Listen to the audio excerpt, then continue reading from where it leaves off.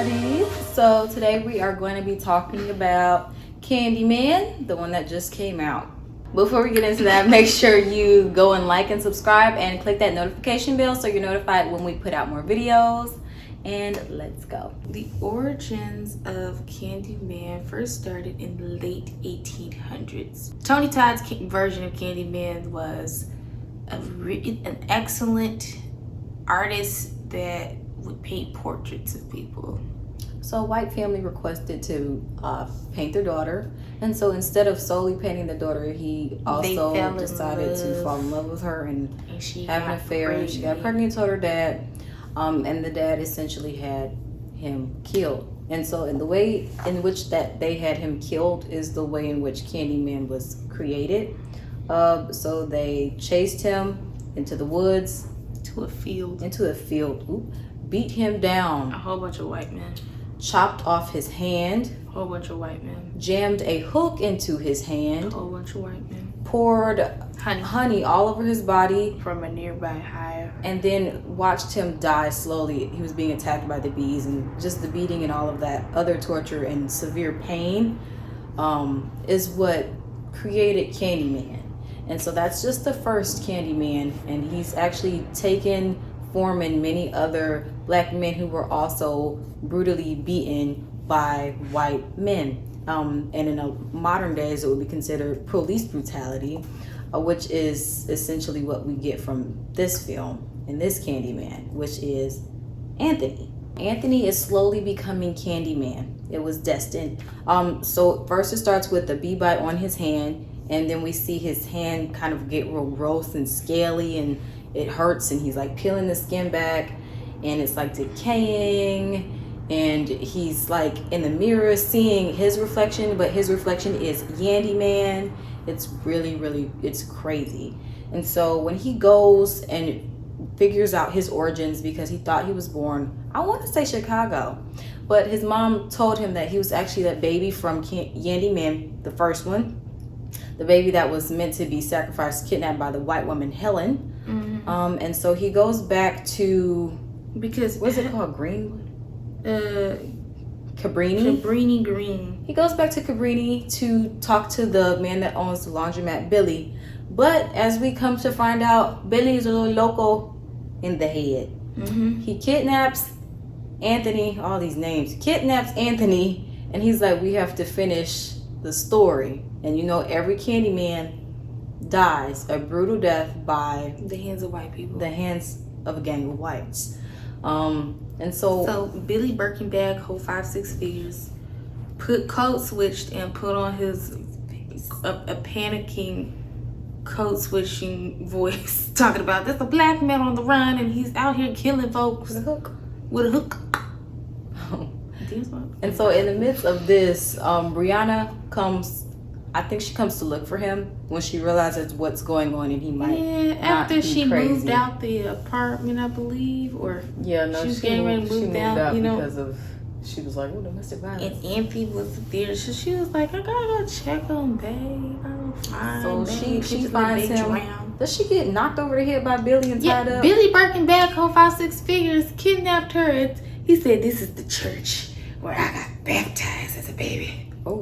That's so disturbing. That was it. But she wakes up and she sees Anthony tied up, and then he's finishing, the process. He's sawing off Anthony's hand, and Anthony isn't moving like in pain, but you can see he's crying, like tears are running down, but he's not moving. So it's really crazy. He puts the jacket on him. He jams the hook into his now nub. His decaying hand. I think it was on the right side. It was the right side. Body. It's so painful. We didn't see any other like that gruesome scenes. That was pretty raw. Pretty gnarly. I don't know how, but Brianna ends up killing Billy. Did she stabby? Oh, she stabbed Billy. And the police come, and so Anthony's on the ground.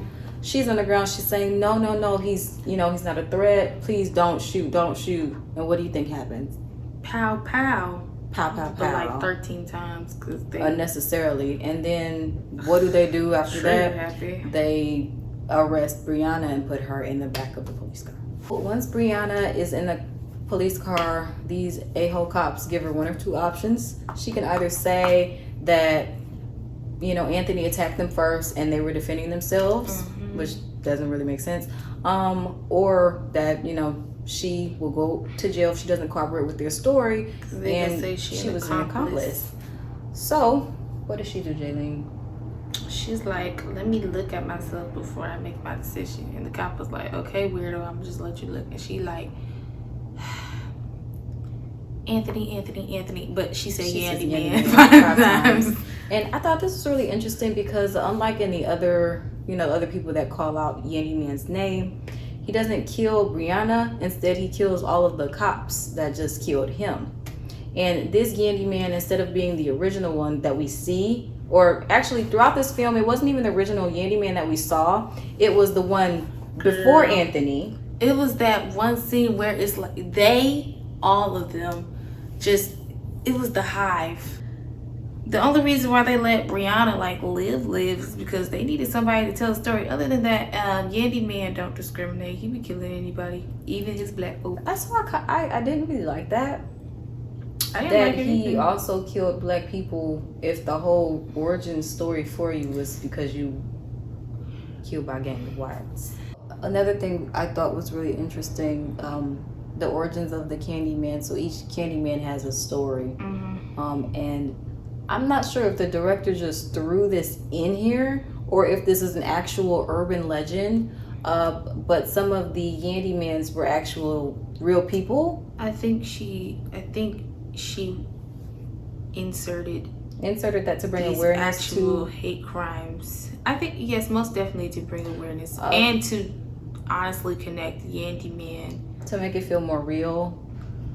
Well, honestly, this movie, no matter how people try to flip it and turn it, it's about race. Yeah, it's about race. The whole legend is about, you know, hate crimes, race, brutality. Police brutality. Actually, not even just police. I just said brutality. Against black people. Yes. White supremacists, white privilege, all of that in the Yandy Man legends. Yeah. So that was the message that I got from this film. Yeah. Two real life people, George Stinney and James Byrd Jr. Not gonna get into detail what happened to them. But you can Google But their you can names and definitely look at their story. and look at their stories. Overall, Candyman, I don't think I would watch this film again just because it wasn't the stereotypical scary movie. It It gave a message, but it was like kind of sad. It was a slasher film. It was a supernatural slasher film. slasher, which I kind of. The only reason I wouldn't watch it again is just because it brought me kind of down. Yeah. I mean, it's like you know stuff like police brutality and hate crimes against black people is a thing. So it's kind of like you don't really want to watch it all the time. Like I wouldn't just go out and watch 12 Years a Slave. I've seen it twice. Would I watch it again? No. It made me cry. It was very sad. It was kind of like that. You know, you don't really want to see it, and you know if you don't. Yeah. I respect Nia DaCosta. Yeah. That's the director's name, because she didn't portray black trauma, actual black trauma in her film. She instead used shadow puppets for each and every individual gory story.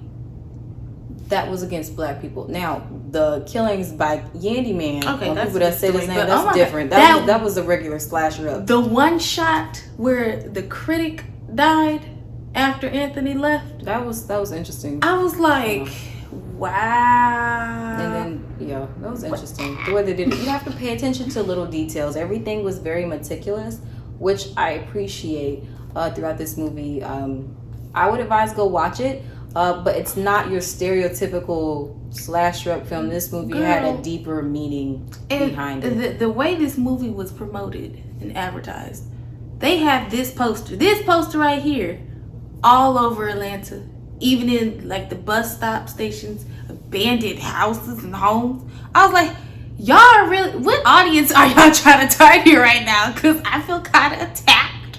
But at the same time, I'm like, this is a scare tactic that I kind of like, because now it's almost like to me, seeing those posters and signs in really odd places, but also the places that they speak of in here, it was like Candyman is real.